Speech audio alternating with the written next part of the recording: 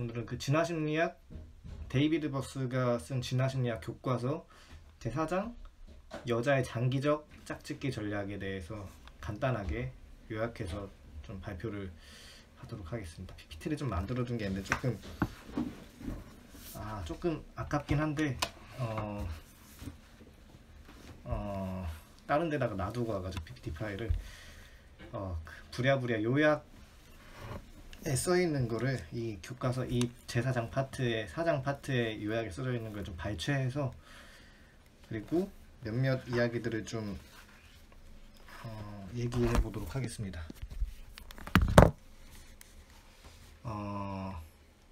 보면은 뭐 아주 간단하게 말하면 오늘 주제는 이 얘기예요. 현대 여성은 성공을 거둔 조상들로부터 어떤 남자와 짝짓기에 동의하는 게 유리한지 판단하는 지혜를 물려받았다. 무차별적으로 짝짓기를 한 여자 조상은 선택을 까다롭게 한 여자에 비해 번식 성공률이 낮았다. 이런 연구 결과가 있죠. 실제로도 뭐 당연히 보면은 그렇죠. 당연히 그냥 아무 남자나 선택해서 짝짓기를 해서 애를 낳으면은 뭐 좋은 가정이 될 확률도 낮고 좋은 애가 나올 확률도 당연히 낮겠죠. 생각해 보면은 그래서 현명하게 남자를 고르고 짝짓기를 하는 그런 지혜를 내재적으로 여성들이 물려받았다라고 할 수 있겠습니다. 그 중에서도 남자를 고를 때 가장 선호되는 지표 중 하나는 경제적 자원에 대한 선호라고 볼 수 있겠죠. 실제로 여자는 돈 그 자체보다는 돈도 돈인데 돈도 많으면 정말 좋은데 남자들이 돈도 돈이지만 돈 그 자체보다는 자원으로 연결될 수 있는 속성, 예컨대 야망이나 지능, 더 많은 나이 같은 것에 더 큰 영향을 받을 수 있다고 흔히 이야기를 합니다. 그래서 보면은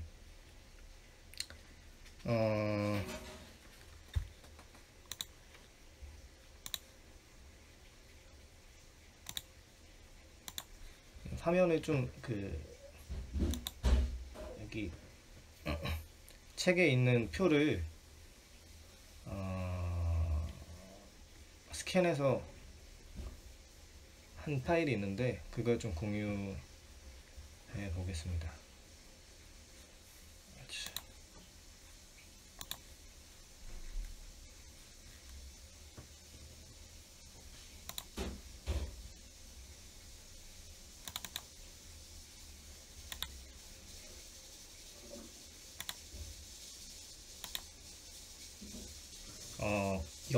여성들이 장기적 짝짓기를 할 때, 장기적 짝짓기의 파트너인 남성들을 고를 때 어떤 것들을 선호하는지 데이비드 버스라거나 여타 연구자들이 전 세계의 문화, 다양한 문화, 국가, 인종, 집단 이런 공간에 이런 배경을 가지고 다양한 배경을 가진 사람들을 조사해 봤을 때 이런 선호가 나오더라 라는 연구 결과가 있습니다. 그래서 가장 먼저 나오는 첫 번째 선호는 투자 능력이 있는 배우자를 선택하는 건데 그 중에서 좋은 재정적 전망을 가진 사람들, 그리고 여기서 짜르르 나오는 거죠. 좋은 재정적 전망, 좋은 경제적 자원이 있어서 날 먹여 살리고 그리고 내 애까지 먹여 살릴 수 있는 남자가 좋을 것 같다. 그래서 일단 좋은 재정적 전망이 있는, 그리고 실제로 지금도 경제적 자원이 있으면 좋겠지만 잠재적으로도 좋은 경제적 전망이 있으면 좋을 것 같다 라는 그 선호에서 여기 짜르르 나오는 거죠. 사회적 지위가 있으면 좋다. 그래야 좋은 경제적 자원들이 그리고 많은 통제권들이 나에게 있을 확률이 높으니까, 내 아들에게 내 딸에게 더 많은 기회를 줄 수 있는 확률이 높으니까, 더 좋은 자원을 안겨다 줄 수 있는 확률이 높으니까, 그래서 사회적 지위까지 딸려 나오는 거고, 더 많은 나이도 마찬가지로 나이가 한 평균적으로 2~3살 많은 연상의 남자를 좋아할 확률이 높다고 하더라고요. 그러니까 여성들이 이렇게 평균적으로 전 세계의 여성들을 조사해 봤을 때 더 많은 나이에, 그러니까 무슨 30, 뭐 40살 더 많은 그런 것 정도 말고 조금 더 나이가 좀 더 많은 정도. 왜냐하면 서구 사회에서는 일단 더 많은 나이라는 거는 더 많은 소득 수준, 더 많은 수입을 가져다줄 확률이 높은 배경을 가지고 있기도 하고, 원시적으로 봤을 때도 더 많은 나이를 가졌을 때, 그렇다고 해서 막 40, 50 그 정도가 아니라 한 20대 뭐 초중반 그 정도 뭐 나이대, 그리고 어느 정도 나보다 나이가 좀 어느 정도 있고 뭔가 힘 있어 보일 때, 힘 있어 보이는 시기에서 훨씬 더 사냥을 더 잘하고 육체적으로 나를 보호해 줄 수 있는 확률이 높을 거라고 추정되기 때문에 더 많은 나이, 뭐 야심도 마찬가지로 쭉쭉쭉쭉 야심 있어야 더 많은 자원을 획득할 확률이 높겠죠. 뭐 그런 식으로 쭉쭉쭉쭉 얘기가 나옵니다. 뭐 신체 크기, 강한 힘, 운동 능력, 뭐 그런 식으로 나오는데 여기까지가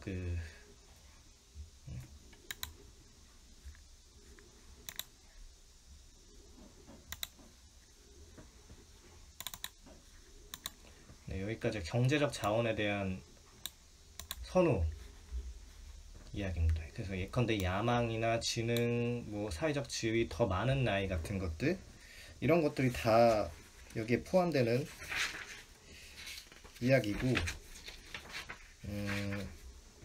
실제로 이거는 뭐 이런 반론이 있을 수도 있죠. 소득 수준이 낮거나 성평등 수준이 낮은 지역에만 해당되는 이야기가 아니냐라는 반론이 있을 수도 있겠지만, 실제로 이런 경제적 자원에 대한 선호는 양성 사이의 경제적 평등 수준이 상당히 높은 스웨덴에서도 이런 결과가 나온다고 합니다. 이렇게 쓰면은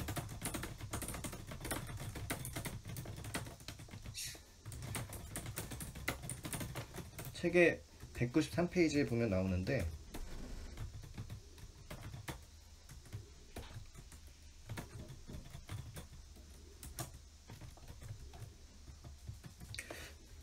양성 사이의 경제적 평등이 상당히 높은 스웨덴에서 개인 광고를 조사한 연구에서는 자원을 원하는 여자가 남자보다 3배나 많은 결과가 나왔다고 합니다. 여전히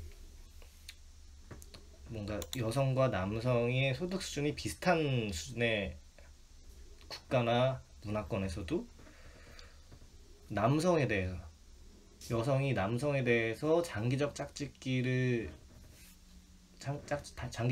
파트너를 고를 때 자원을 많이 가지는 남자를 여전히 선호한다는 거죠.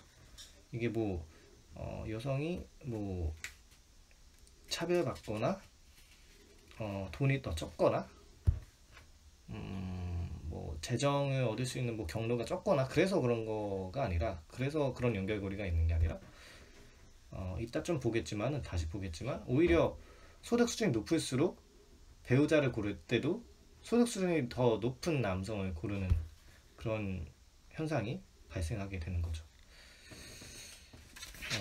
좀 보면 좀 재밌는 이야기라고 할 수 있겠고, 또 사회적 지위를 선호하는 것도 195페이지 맨 아래에 보면은 실제로 배우자의 여러 가지 특성 중에서 그 사회적 지위를 사치품이 아니라 필수품으로 여기는 그런 특성이 많이 보인다는 거죠. 그러니까 다른 남자들을 고를 때 여러 가지 특성들이 쫙 나열되어 있다면 어떤 것을 선택하고 다른 것을 포기해야 할 때, 다른 남자들, 이건 포기하더라도 이건 꼭 골라야 될 것 같아 라는 식으로 이렇게 남성들의 특성을 선택해야 할 때, 여자들은 사회적 지위를 우선시하며 그것을 사치품보다는 필수품으로 간주하는 성향이 있다고 합니다.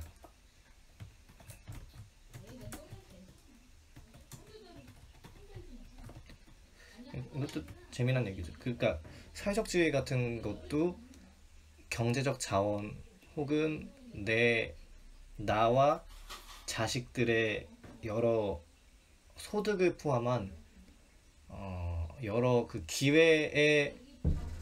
많은 기회를 열어주기 위해서는 경제적 사회적 지위도 그만큼 중요하기 때문에 뭐 지금도 뭐 검사, 뭐 변호사, 뭐 변호사는 요즘 조금 낮아지긴 했지만 뭐 검사, 의사, 뭐 정치인 뭐 이런 것들 많이 여전히 좀 좋은 배우자로 많이 여겨지잖아요. 그래서 그런 배우자를 여길 때 권위 있는 사회적 지위가 좀 높은 그런 특성을 필수품으로 여긴다. 그러니까 그 필수적인 특성으로 여긴다라고 보시면 될 것 같습니다. 그러니까 보면은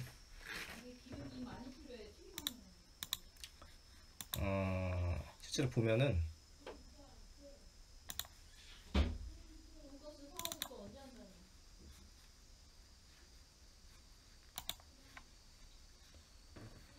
이거 봅시다. 이거 그 각 단계별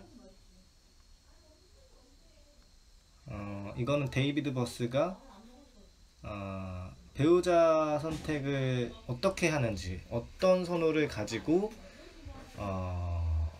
배우자를 장기적 혹은 단기적으로 짝짓기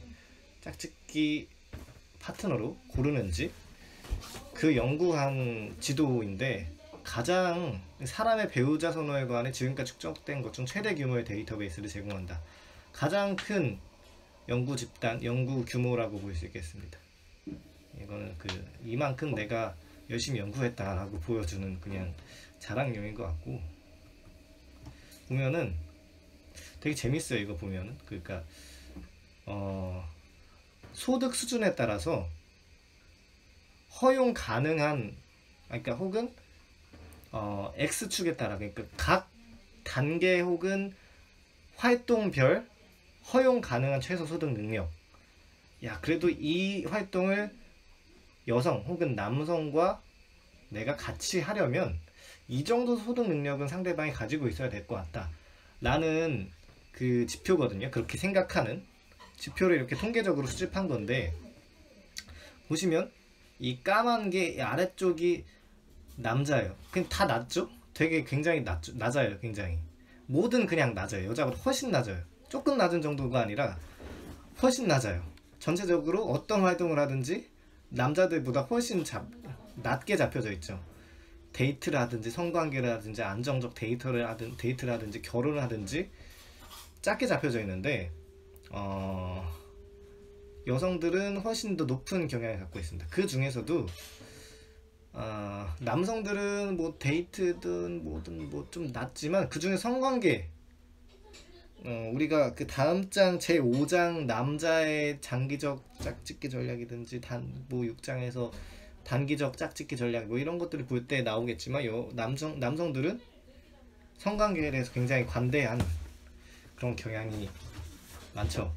이건 뭐 굳이 얘기하지 않더라도 다들 많이 알 법한, 내가 본인이 남성이면 더 공감이 갈 수도 있고, 혹은 여성이면 많이 들어서도 드라마 같은 걸 보면서 뭐 문학 작품 보면서도 많이 알 법한 이야기고, 성관계가 굉장히 낮고, 데이트도 그냥 조금 이 정도 얘가 조금만 가졌어도 좀 데이트 할 수 있지 뭐 이 정도 마인드고, 뭐 데이트, 안정적인 데이트, 계속 얘와 계속 연애를 할 것인가, 그런 정도면 조금 더 높은 수준인데 그래도 여전히 낮고, 결혼도 안정적 데이트랑 크게 차이가 나지 않는 것 같아요.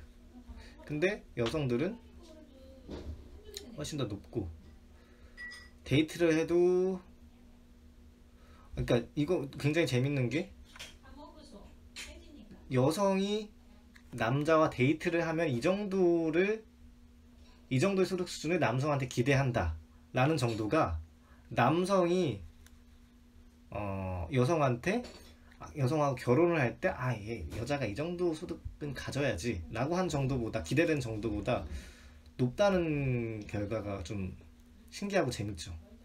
단순히 데이트를 하는 건데도 여자는 결혼하는 것보다, 남성이 결혼할 때 상대방이 원하는 것보다 평균치이긴 하지만 좀 높게 나와 있다는 거, 재미있는 현상이라고 볼 수 있겠습니다.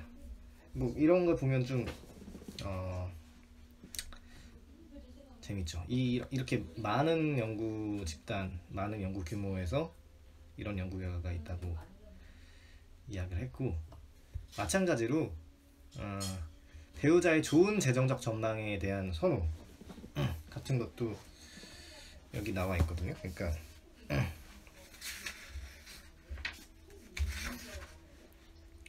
이것도 마찬가지로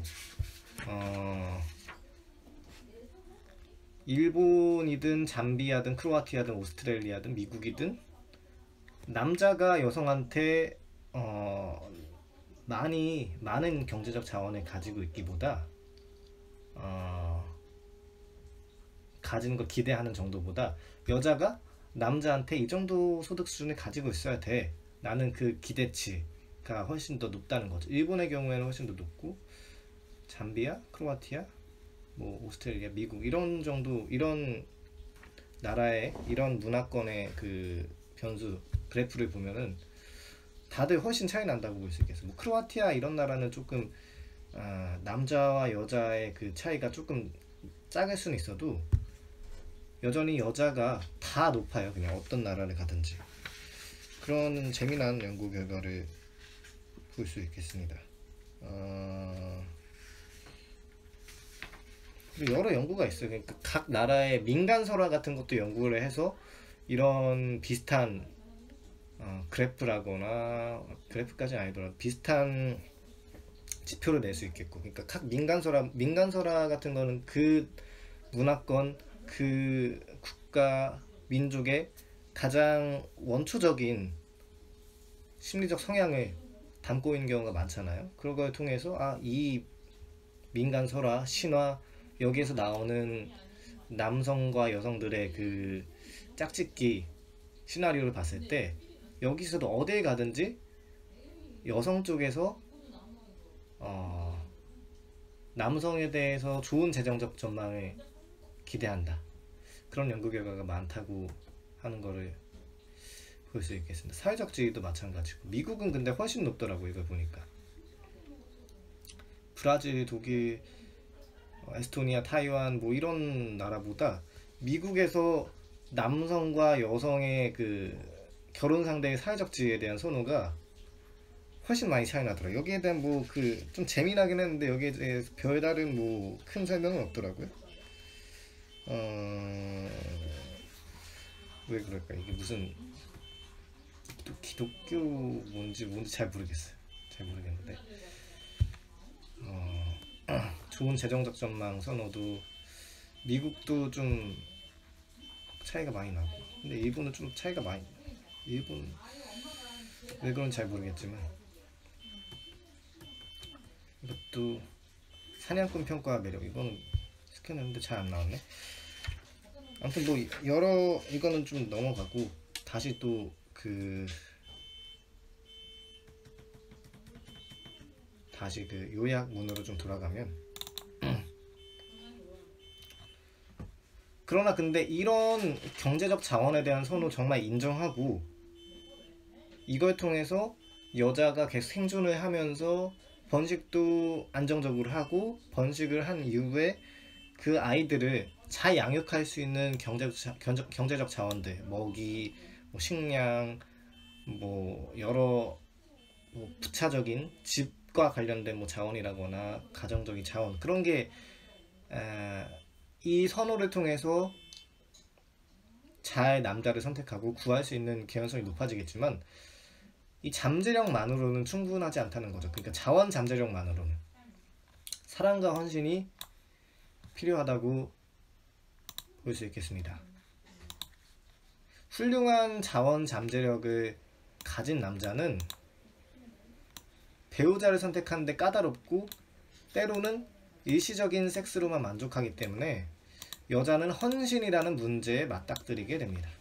그 사랑을 추구하는 것은 헌신 문제를 해결하는 한 가지 방법이 될 수 있는 거죠. 그러니까 정말 우리가 생각한 낭만적 사랑, 단순한 성욕, 단순한 성적인 그 교류 그런 걸 넘어서 정말 우리가 생각한 낭만적 사랑. 근데 소위 어떤 많은 사회과학자들 혹은 역사학자들이 종종 말하기를 낭만적 사랑이라는 거는 꽤 오랜 이후에 나오게 된 것이다. 뭐 이런 얘기가 많거든요. 그러니까 206쪽에 보면은 사회과학의 통념에 따르면 사랑은 비교적, 소위 사랑이라고 하는 건 비교적 최근에 생긴 것으로 낭만적인 유럽인이 수백 년 전에 만든 것이라고 하는데, 그런데 이 진화심리학에서 봤을 때 그 중에서 데이비드 버스가 보는 진화심리학에서 봤을 때 이건 좀 잘못된 생각 같다는 거죠. 왜냐하면 인류학자 윌리엄 양코위엑과 에드워드 피셔는 세계 각지의 168개 문화를 조사하면서 사랑의 존재를 뒷받침하는 4가지 증거를 검토했다고 합니다. 그러니까 에드워드 피셔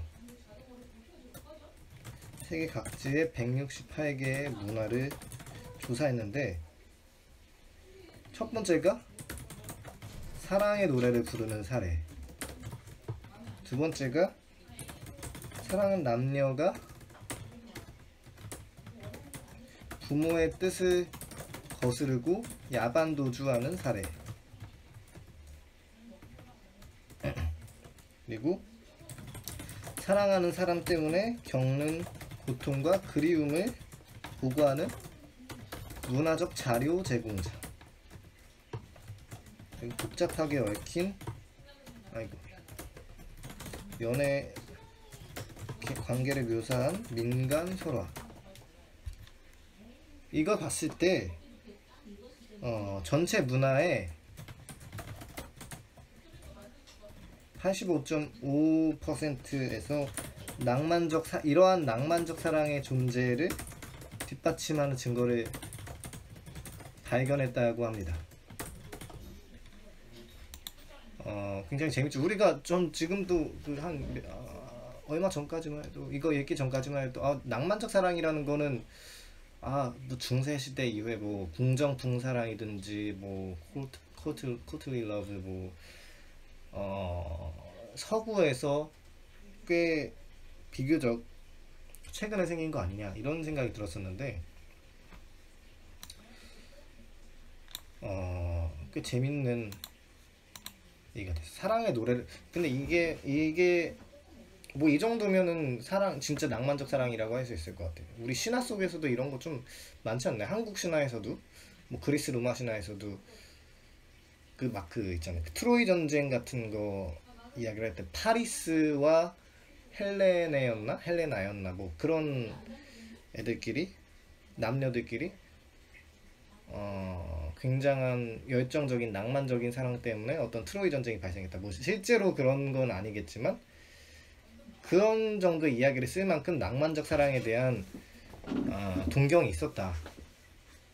이런 얘기인 것 같아요. 아마 사랑의 노래를 부르는 사례, 사랑은 남녀가 부모의 뜻 혹은 국가의 뜻까지 거스르고 야반 도주를 했던 거죠. 걔네들은 사랑하는 사람 때문에 겪는 고통과 그리움을 막 보고하고, 그냥 단순히 쟤랑 섹스하고 싶어, 쟤랑 성관계를 갖고 싶어, 이런 정도가 아니라 얘랑 계속 인간적인 유대감을 계속 갖고 얘한테 헌신하고 싶어, 이런 정도의 이야기가 신화 속 민간설화에도 수많은 세계 각지의 168개 문화에서 그런 이야기가 나오니까 단순한 사회적 현상이라고 보기보다 진화심리학적으로 내재된 그런 인간의 보편적인 성향이 아닐까라는 거죠. 이 사랑과 헌신이라는 게 그래서 남녀 모두 잠재적 배우자에게서 가장 중요하게 여겨지는 그런 특성이라고 얘기가 됩니다.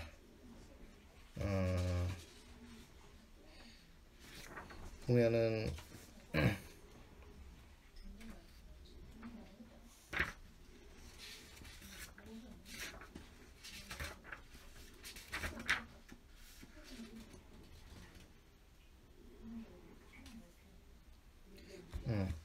네, 그리고 근데 그렇지만 좋은 건강에 대한 선호가 필요하다. 그렇지만 남자의 사랑과 헌신을 다 얻었다 하더라도 이 보면은 되게 복잡하더라고요. 그 남자의 짝짓기 전략을 조금 읽어봤는데 그것보다 여성의 짝짓기 전략이 훨씬 복잡해요. 진짜 그 여성의 욕망, 여성의 욕구 이런 걸 보면은 정신분석학적인 관점을 봐도 그런 책을 읽거나 텍스트를 읽어도 혹은 진화심리학적인 관점의 책들을 읽어도 여성들이 훨씬 더 뭔가 복잡한 욕망의 형태를 좀 띠고 있는 것 같다는 생각이 좀 들더라고요. 프로이트도 그런 얘기를 좀 했었죠. 내가 평생 연구하거나 숙제로 삼았는데 풀지 못한 문제 중 하나가 여성의 욕망이 무엇인가, 여자는 무엇을 원하는가, 뭐 그런 명언을 남겼다고 하는데 진짜는 좀 그런 것 같긴 해요. 어떤 면에서는. 근데 진짜로 여기까지 그렇지만 남자의 사랑과 헌신을 얻었다 하더라도 그 남자가 육체적 경쟁에서 다른 남자들에게 쉽게 진다면 여자 조상에게 그 남자는 문제가 있는 자산이 될 수 있는 거죠. 자산이라고 표현하기는 좀 그럴 수도 있겠지만 그래서 신체적 능력과 용기가 모자라는 그 작고 약한 남자와 짝짓기를 한 여자는 다른 남자들에게 해를 입고 뭐 강도로 당하거나 부부의 공동 자원을 잃어버릴 위험에 처할 확률이 높다고 합니다. 그래서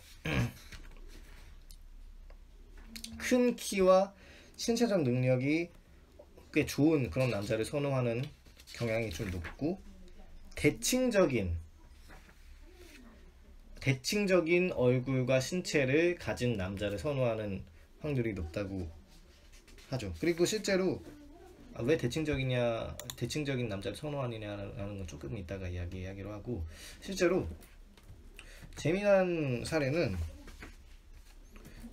여기 그 202쪽에 보시면 흥미롭게도 여자들은 남자의 목소리만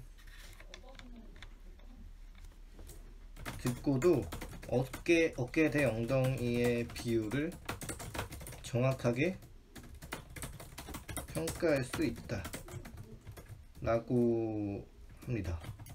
굉장히 뭐가 있나봐요. 여성의 뇌라고 해야 되나? 그런 거에서 뭐 그런 걸 잘 평가하는 능력이라 좀 있나봐요. 남자의 목소리만 듣고도 어깨 대 엉덩이의 비율을 정확하게 평가할 수 있다. 그런 거 있잖아요. 그러니까 목소리만 잘 듣고도 몽타주를 잘 그리는 아주 얼마 전에 SBS 사람 대 인공지능 그런 프로그램에 나왔었는데 누군가의 목소리만 듣고도 몽타주를 잘 그리는 정말 똑같이 잘 그리는 능력 그런 얘기가 나왔었는데 뭔가 마찬가지로 뭔가 비슷한 능력이 좀 있는 것 같아요. 그래서 남자가 여자의 목소리를 들었을 때 어떻게 생겼는지 맞힐 수 있는지는 잘 모르겠는데 아무튼 뭐 이건 그렇다고 하더라고요. 이것도 좀 신기하죠. 남자의 목소리만 듣고도 어깨 대 엉덩이의 비율 얼마나 역삼각형처럼 근육질로 비율이 좋은지 그런 식의 평가를 잘 내릴 수 있다고 하더라고요. 근데 여기까지 다 거쳤다 하더라도 마지막으로 만약 남편이 병에 걸리거나 죽는다면 혹은 잘못된 짝을 고르는 바람에 상대가 효율적인 팀원으로서 제 역할을 못한다면 남자의 자원과 헌신과 보호가 여자에게 별 도움이 되지 않을 것이다. 그래서 대칭적인 신체를 가진 남자를 선호하게 된다는 거죠. 그러니까 대칭적이면 왜 뭐가 좋느냐 그런 얘기를 할 때 여러 가지 이유가 있어요. 그러니까 조금 더 신체적으로 정서적으로 심리적으로 안정된 그런 남자가 될 확률이 높다 그런 얘기가 좀 많고요. 대칭적이면 왜 그런지는 자연이 좀 대칭을 좀 선호하는 건지, 그래서 어떻게 왜 그런지는 여러 가지 가설이 있지만 그건 막 물리학자들 이런 사람들 논의까지 막 얘기를 해야 되는 거라서 스킵하자. 스킵에다는 스킵을 하고, 근데 그 중에서도 특별히 얼굴이 대칭적인 남자는 호흡기 질환을 앓을 확률이 더 낮다고, 더 낮은 확률을 가지고 있다고 하더라고요. 왜 그런지도 잘 모르겠어. 그냥 그렇다고 얘기가 나와 있는데, 그리고 또 남자답게 생긴 그런 얼굴, 남자답게 생긴 얼굴과 키를 왜 좋아하냐. 일단 뭐 실제로 어떻게 선호하는지, 그 나이걸 비버라는 진화심리학자가 언급한 걸 좀 정리한 걸 이야기를 하면, 키가 어깨 너비, 상체 근육질 같은 남자의 신체 구조 특징은 여자에게 성적 매력을 느끼게 하는 동시에 다른 남자들에게는 위협적이다. 이런 이유 때문에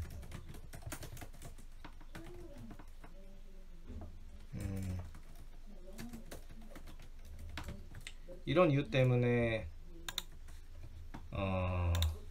여성들이 키가 크고 어깨 너비가 넓고 상체 근육질 같은 남자의 신체 구조, 성적 매력을 느끼게 하면서 이게 건강하다 이런 뜻을 또 가지고 있으면서도 여러 이유가 있겠죠. 그리고 다른 남자들에게 위협적이고 다른 남자들로부터 나를 보호해줄 수 있을 거라는 생각을 가지고 있기 때문에 훨씬 매력적이다, 이런 이야기를 합니다. 그리고 왜 남성적으로 생긴 얼굴을 또 왜 더 좋아할까, 이런 이야기를 또 뒷받침하는 또 다른 증거가 있는데, 존 스턴이라고 하는 연구자는 그 205쪽에 나와 있는데, 존 스턴은 남성적 특징이 좋은 건강을 시사하는 단서라고 이야기합니다. 테스토스테론의 과다 생산은 면역계를 손상시킨다고 알려져 있고, 또 다른 이유로 우리가 그 1장에서 3장에서 이야기를 했을 때 다윈의학 관련 이야기를 했었죠. 노화와 관련된 이야기를 했을 때 테스토스테론이 젊을 땐 좋은 젊을 때 좋은 호르몬인데, 좋은 호르몬이라고 해야 되나? 테스토스테론이 많이 나오는 유전자는 젊을 땐 좋은 유전자인데, 늙을 때는 그게 전립선 암으로 이어질 확률이 있어서 꼭 테스토스테론이 많이 나온다는 게 단일한 지표로 그냥 좋다라고 이야기를 할 수 없다는 거죠.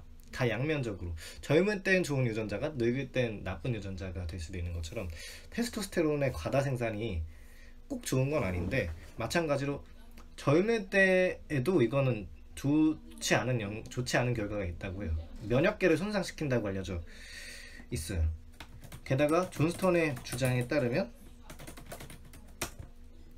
아주 건강한 남자만이 발달한 동안 테스토스테론의 과다 생산을 감당할 능력이 있다고 합니다. 그러니까 테스토스테론이 많이 생산되면 면역계가 손상될 확률이 높은데, 건강하지 않은 남자들 하물며 지금도 건강하지 않은데 테스토스테론이 과다하게 생산되면 별로 좋은 상태가 되지 못해서 오히려 억제하려고 하겠죠, 그 신체가. 그럴 확률이 높기 때문에 건강한 남자라는 증거라고 볼 수 있는 거. 테스토스테론 얘가 많이 생산돼도 얘가 멀쩡하네 라는 걸 보여줄 수 있기 때문에, 성선택적인 관점에서 봤을 때 얘가 그런 핸디캡을 감수할 수 있을 만한 남성이구나 라는 그 징표라고 추정하기도 합니다, 존스턴이라고 하는 학자가. 호흡기 질환에 덜 걸린다는 이야기도 있고, 뭐 테스토스테론이 과다 분비돼서 남성적인 얼굴이 되면 또 대칭적인 얼굴이 되거나 남성적인 얼굴이 되면 아까하고 대칭적인 얼굴과 마찬가지로 호흡기 질환에 덜 걸린다는 연구 결과가 있어요. 왜 그런지 잘 모르겠어요. 그건 모르겠고. 그리고 그 여기 요약글에는 나오지 않았는데 그 다른 이유로 다른 그 여성이 남성을 짝짓기 상대로 고를 때 고르는 주요한 요인 중 하나가 자식에게 기꺼이 투자하려는 마음에 대한 선호. 이건 단순히 그 가정적인 남자랑 좀 달라요. 그러니까 가정적인 남자는 뭐 집안일도 열심히 잘하고 뭐 청소기로 막 잘 돌리고 빨래도 열심히 하고 그런 게 가정적인 남자라면은 그거보단 조금 결이 다른 게 애기에게 관심을 잘 가지고 사랑을 줄 수 있겠느냐, 기꺼이 당신의 시간과 돈을 투자할 수 있겠느냐 라는 게 이 자식에 기꺼이 투자하려는 마음이라는 거예요. 그러니까 왜냐하면 이 연구 결과 중에 이 여러 사진을 놨을 때 그냥 중립적인 남자 사진 놓여져 있는 남자가 놓여져 있는 사진, 그리고 애기하고 상호작용하고 있는 사진, 그냥 어려움이 빠진 아기를 무시하는 남자를 비춰주는 사진, 뭐 이런 여러 가지가 있는데, 뭐 그리고 진공청소기로 청소를 하는 남자, 여러 가지 사진이 있는데 혼자 아무것도 하지 않는 남자보다 진공청소기로 청소기를 하는 남자가 더 매력이 없다고 여겨졌어요. 그 연구 실험에서는. 그러니까 단순히 가정적이기 때문에 여자가 좀 아이를 사랑하는 남자를 더 선호한 게 아니라 뭐랄까 정말 애에게 투자를 열심히 잘할 수 있는 남자냐, 이런 게 좀 중요한 요소라는 거죠. 이게 왜 혼자 서서 아무것도 하지 않는 남자보다 진공청소기로 청소기를 하는 남자가 훨씬 더 매력이 없게 여겨지는 건지 잘 모르겠는데, 혹시 사회적 지위가 낮아 보여서 그런 거 아닐까라는 생각이 좀 들긴 해요. 여기 설명이 안 나와 있긴 한데, 그러니까 뭐 진공청소기로 직접 청소를 해야 하는 남자라면 이거 사회적 지위가 낮은 남자여서 일을 안 하고 여기서 이렇게 주부를 하는 거, 뭐 이런 생각이 사회적 통념상 꼭 그렇진 않은데 그렇게 될 수도 있으니까 왠지 그렇게 낮게 평가한 거 아닐까? 이런 생각이 좀 들거든요. 그리고 근데 남자들의 입장에서는 전혀 평가가 달라진다고 하더라고요. 그러니까 그냥 남자들은 여자들이 더 아기에게 관심이 많은지 안 많은지 그걸 하고 별개로 그냥 뭐 그건 큰 상관관계가 없다고 이야기를 합니다. 그건 뭐 나중에 좀 이따가 남성의 5장에서 남성의 짝짓기 전략 이야기를 할 때 더 이야기를 하면 좋을 것 같고 어딨지? 그리고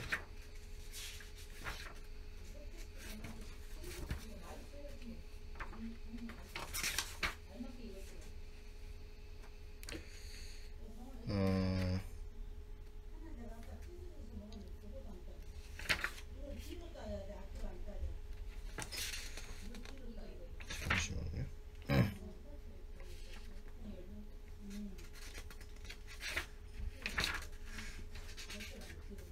네, 그래서 여러 이유들이 있는데 그 다음에 여기까지가 여성들이 남성을 볼 때 어떤 면을 보고 선호를 하는지, 장기적 짝짓기의 대상을 고를 때 그 관련 지표라고 이야기를 할 수 있겠고, 그리고 여자의 배우자 선호에 미치는 맥락 효과, 그 다음 파트로 넘어가자면, 그러니까 여자의 그 선호가 분명히 이렇게 아까 위에서 쭉 이야기를 하긴 했지만 이 요소가 정도가 낮고 많아지고 높아지고 이런 정도는 분명히 있을 거란 말이에요, 상황에 따라서. 그래서 분명 어떤 것이든 정말 뭐 조건에 따라 상황에 따라서 변하기 마련이잖아요. 그래서 뭐 경제든 뭐든 변하기 마련인데, 그래서 여자의 선은 고정되거나 불변의 것이 아니라 다양한 맥락에 따라 적응적 방식으로 크게 변할 수 있다고 합니다. 당연하죠. 그러니까 자원에 대한 개인적 접근 능력. 그러니까 여자 자체가 자원을 얼마나 많이 가지고 있는지, 소득 수준이 얼마나 높은지 지금으로 치면, 그리고 시간적 맥락. 그러니까 단기적 관계를 원하는 건지 장기적 관계를 원하는 건지, 결혼을 하고 싶은 건지, 혹은 당사자의 배우자적 가치. 내가 그러니까 얼마나 가치 있는 여성이냐, 스스로 평가하거나 객관적으로 평가했을 때 얼마나 예쁜가, 얼마나 소득 수준이 높은가, 얼마나 학벌이 좋은가, 뭐 그런 정도의 가치. 그리고 어떤 남자에게 관심을 보이는 매력적인 여자의 존재 등이 있습니다. 성적 지향의 차이에 따라서 달라지기도 하고, 내가 동성애자냐, 뭐 양성애자냐, 이성애자냐. 어떤 남자에 관심을 보이는 매력적인 여자의 존재라는 거는 이 남자가 얼마나 많은 나 말고 또 어떤 다른 여자들이 얼마나 다른 많은 여자들이 얘를 또 좋아하느냐, 둘러싸고 있느냐, 그런 거라고 볼 수 있겠죠.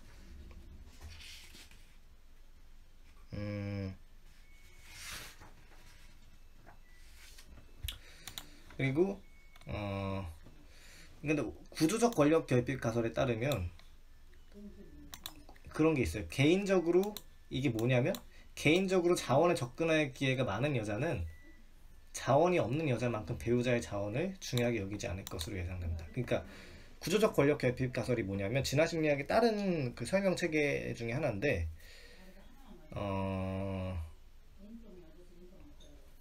여자들이 경제적 자원을 많이 가진 남자를 선호하게 되는 이유 중 하나가, 여자들이 남자들한테 차별받거나 억압받고 있어서 경제적 자원이라거나 식량을 크게 구할 루트가 별로 없기 때문에, 그래서 여자들은 자원이 없는 여자들일수록 자원이 많이 가진 그런 배우자를 선호하게 될 것이다, 그런 식으로 예상이 되는데, 그거는 그렇지 않다. 실제로 원시사회에 가까운 어디지? 뭐 서아프리카의 카메룬에 있는 바퀘리족 사회, 뭐 214쪽에 나와 있는데, 그런 쪽은 여자들이 경제적 자원도 많이 가지고 있고 개인적으로나 경제적으로나 큰 권력을 행사하는데, 그럼에도 불구하고 더 많은 자원을 가진 배우자를 선호한다. 생각해보면 당연한 이야기죠. 그러니까 실제로 그것뿐만 아니라 현대 서구 사회, 뭐 지금 우리 뭐 한국뿐만 아니라 여러 전 세계적으로 봤을 때도 실제로 소득이 높은 여자는 소득이 낮은 여자보다 오히려 잠재적 배우자의 소득과 학력을 더 중요시합니다. 오히려 양의 상관관계를 띈다는 거죠. 뭐 지금 생각해보면 당연한 이야기인 것 같아요. 그래서 구조적 권력 결핍 가설은 틀렸다 라는 결론이 나오게 되고, 그리고 여자들은 또한 장기적 짝짓기와 단기적 짝짓기의 맥락에 따라 민감한 차이를 보이게 되고, 그러니까 장기적 짝짓기를 했을 때는 이런 종류의 선호를 더 좋아하게 되고, 이런 종류의 남자를 더 선호하게 되고, 단기적 짝짓기를 했을 땐 저런 종류의 특성을 가진 남자들을 더 선호하게 된다는 거죠. 특히 낮은 목소리의 남성은 장기적 짝짓기보다는 단기적 짝짓기에서 훨씬 더 유리하다는 연구 결과가 있어요. 낮은 목소리가 막 더 매력적이고, 뭐 동굴 목소리가 더 매력적이다, 이런 이야기가 시중에서 많이 돌긴 하지만, 그게 결혼까지 이어질 만한 그 매력 요소는 아니다, 그런 이야기를 할 수 있겠습니다. 우리 결혼으로 그 요소를 선택한다면 바람필 확률이 더 높을 수도 있죠. 그런 사람들이 실제로 더 혼외정사, 짝짓기, 바람, 그런 걸 할 확률이 더 높다는 연구 결과가 있기 때문에, 그래서 배우자 모방이라고 부르는 현상도 나타나고, 이것도 마찬가지, 아까 얘기했던 것처럼 다른 여성들이 어떤 남성을 배우자로 선택하느냐, 주변 여자애들이, 내가 여자인데 주변 여자애들이 어떤 남자를 선택하느냐, 그런 성향을 내가 이렇게 보는 거죠. 아니 쟤는 저런 남자를 고르네? 아, 쟤는 저런 남자를 골라? 내가 또 영향을 받는 거죠. 아 쟤를 좀 제가 더 그 많은 여자들이 고르는 남성들이 좀 더 매력적으로 보이게 되는 현상이 있고, 어떤 남자가 그래서 많은 여성들에게 둘러싸여 있는 남성이, 그리고 그 중에서도 훨씬 더 그런 단순한 여자들보다 육체적 매력이 훨씬 더 좋은 높은 그런 여성들에게 둘러싸인 남성일수록 더 매력적으로 보인다. 이런 게 배우자 모방이라는 현상이라고 볼 수 있겠습니다. 그래서 이걸 좀 뭐랄까 좀 조작해서 여자는 다른 여자 함께 있는 남자를 더 매력적으로 여기는 경향이 있다. 특히 다른 여자가 육체적 매력이 있고 그 남자의 관심을 보일수록 그런 경향이 더욱 강하게 나타난다. 이런 연구 결과가 있죠. 그래서 이걸 좀 지금까지 나왔던 것, 일단 이것까지 이야기를 하고, 객관적으로 매력이 있다는 평가를 받고 또 스스로도 그것을 인식하는 여자는 짝짓기 기준이 높습니다. 그래서 더 근육질적이고 대칭적이고 지위가 높고 매력적이고 건강하고 신체적으로 적합한 남자를 찾는 경향이 높은 거죠. 그러니까 콧대가 높은 여자일수록 뭐 더 좋은 가치가 있는 남성을 배우자로 찾을 확률이 높다. 당연하게도 그렇죠. 콧대가 높을 뿐만 아니라 자기가 그렇게 인식하는 것 뿐만 아니라 객관적으로 그렇게 좋은 평가를 받는 여성일수록 기준이 높을 확률이 훨씬 더 높다고 할 수 있는 거죠. 이걸 지금까지 나왔던 예시들을 보면은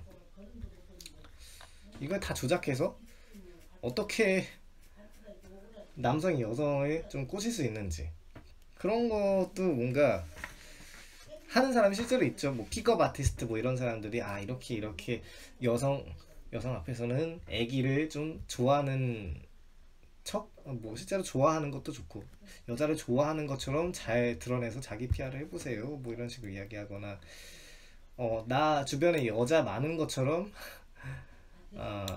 그렇다고 막 여사친 많은 사람 좋아하지 않는 경향이 좀 있으니까 은근히 그런 식으로 이야기를 해보세요 뭐 이런 식으로 이야기를 하거나, 뭐 그런 식으로 좀 트릭이라고 해야 될까? 그리고 내가 돈이 많은 것처럼 거짓말을 하지 않되 뭐 돈 많거나 경제적 지위라거나 사회적 지위가 있는 것처럼 그냥 그런 분위기를 좀 풍겨보세요. 거짓말을 하지 않고 뭐 그런 식으로 이야기를 하거나, 이걸 좀 종합해서 보면 어떻게 남성이 여성을 잘 유혹할 수 있을까, 그런 거에 대한 체계적인 지표도 나올 수 있을 것 같아서 좀 재밌는 연구라고 볼 수 있겠습니다. 그리고 또 뭐 이 자식에 기꺼이 투자하려는 마음에 대한 선호 말고 여러 가지 또 있죠. 뭐지?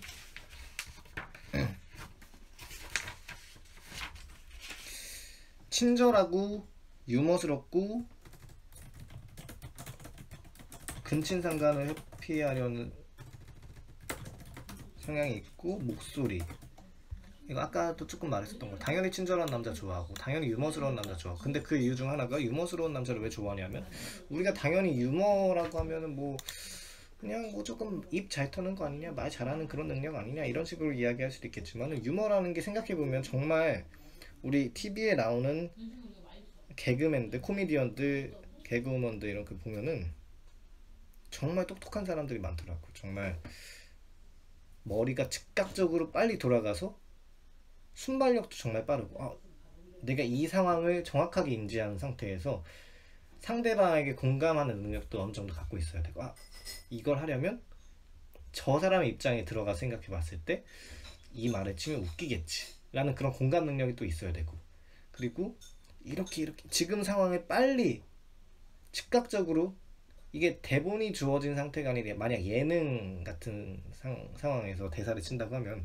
굉장히 복잡하게 빨리 순발력 있게 그 상황을 인식하고 받아쳐야 된다는 거죠. 그런 거 보면은 유머라는 게 굉장히 고도의 복잡한 인지 능력이 있어야만 가능한 거 아닐까.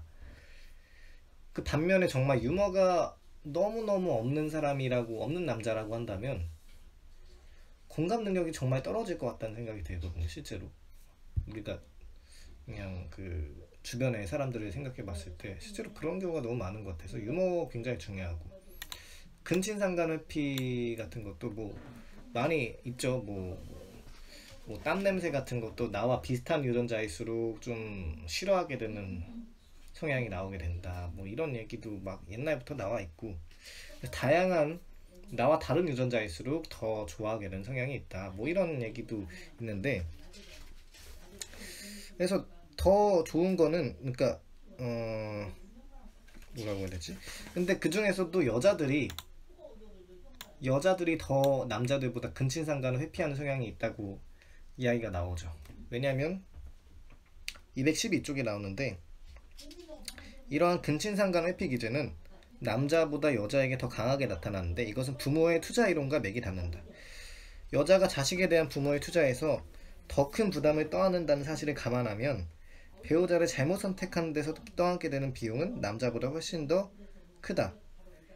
그러니까 실제로 여자가 잠재적 배우자를 고려할 때 남매지간은 폭력 행사, 나와 사귈 때에도 정기적으로 다른 사람들과 섹스를 하는 것, 마약 중독, 뭐 이런 요소들과 맞먹을 정도로 함께 관계를 청산하게 만드는 가장 강력한 요인이라고 합니다. 뭐 시누이 뭐 이런 거, 시누이는 아니지, 시누이 맞겠네. 그러니까 시누이, 남매지간, 남편의 남매지간, 이런 게 생각보다 이혼하게 만드는 훨씬 강력한 요인 중 하나라고 하더라고요.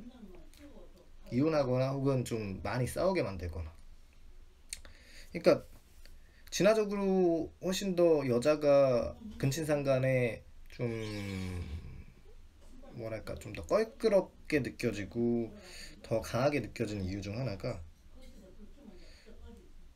남자는 그냥 조금 뭐 아까 뭐 항상 흔히 말하는 것처럼 사정하고 튀면은 뭐 상관없는데, 내가 임신하고 출산할 여지도 없고 그런 이유도 그런 거 안 해도 돼. 근데 여자는 임신, 출산, 뭐 키우는 거 여러 가지 부담이 크니까, 투자에 대한, 의무적으로 투자해야 되는 부담이 크니까 여성들이 근친상간에 대해서 조금 더 껄끄럽게 느껴지고 회피하려는 성향이 크다.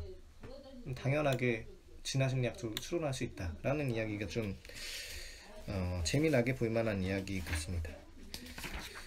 그리고 여기까지 보면은 뭐 빠진 거 없이, 중요한 얘기들은 좀 빠진 거 없이 다 이야기를 한 것 같고, 그리고 또 여자들이 많은 지역일수록 성비가 여자들이 많텐다. 그 성비가 남자들이 많은 지역일수록 더 소비하려는 그런 성향이 높고, 여자들한테 과시하고 소비하려고 하고 더 뭔가 비싼 차를 몰고 자기 업적을 자랑하려고 하고 그런 경향이 훨씬 더 높다고 하더라고요. 그런 지역일수록 돈을 펑펑 쓰고 그런 식의 성향이 훨씬 더 높다. 여자들한테 자랑하려고. 그래서 이런 것들을 다 속이려는 거죠. 그런 성향이 좀 높다. 자식의 기꺼이 투자하는 마음에 대한 성향. 이런 것들을 내가 가지고 있는 특성을 조금 속여서 여성이 좋아하는 그런 선호로 맞춰서 이야기하는 성향이 훨씬 높아진다. 그런 지역일수록. 성비가 남성이 좀 많은 지역일수록. 그런 이야기를 합니다. 여기까지 하면 좀 빠짐없이 다 중요한 내용들은 다 이야기를 한 것 같아서 거의 다 이야기한 것 같아요. 그래서 현대 여성들은 성공을 거둔 조상들로부터 어떤 남자와 짝짓기에 동의하는 게 유리한지 판단하는 지혜를 이와 같이, 아래들과 같이 다 물려받았다 라고 이야기를 할 수 있겠습니다. 예. 이 정도는 빠짐없이 다 이야기를 한 것 같고, 여기까지 제4장 여자의 장기적 짝짓기 전략에 대해서 발표를 마치도록 하겠습니다.